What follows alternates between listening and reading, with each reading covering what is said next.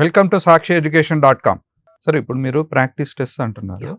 Practice టెస్ట్‌లో ఎన్నో అన్ని చాప్టర్ వైస్ ప్రాక్టీస్ టెస్ట్ ఉంటాయి. లేకపోతే మొత్తం కలిపి ఒక గ్రాండ్ టెస్ట్ లాగా ఉంటాయి. ఏవి ప్రాక్టీస్ చేస్తే, ఎలా ప్రాక్టీస్ చేస్తే బెటర్ అంటారు? సబ్జెక్ట్ వైస్ వెళ్ళారనుకోండి, మళ్ళీ అంత మొత్తం వస్తుంటది. ఇక 2 అంశాలు ఉన్నాయి మనకు. ఇప్పటికే అభ్యర్థులంతా కూడా వాళ్ళు చాప్టర్ వైజ్ ప్రాక్టీస్ చేసి ఉంటారు మోస్ట్లీ. అభ్యర్థి ఇప్పటికే బాగా సబ్జెక్ట్ పైన అవగాహన ఉంది, ఇక నేను కొత్తగా చదవాల్సిన అవసరం లేదనుకున్నప్పుడు ఫస్ట్ చాప్టర్ వైజ్ చేయాలి.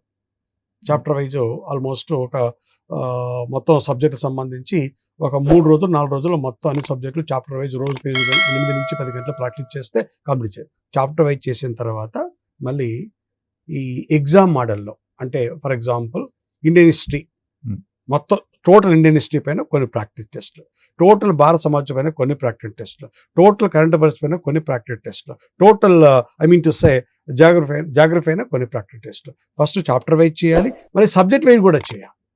తరువాత ఎగ్జామ్కి 10 రోజుల ముందు కేవలం 150 క్వశ్చన్స్ వాళ్ళకు ఇస్తారు కదా, అంటే 2.5 గంటల టైంలో 150 క్వశ్చన్. అట్లా కనీసం అంటే ఒక 10 నుంచి 15 ప్రాక్టీస్ టెస్ట్లు చేస్తే టైం మేనేజ్మెంట్ తెలుస్తుంది, వాళ్ళ ప్రిపరేషన్ వెలితి ఎక్కడుందో తెలుస్తుంది.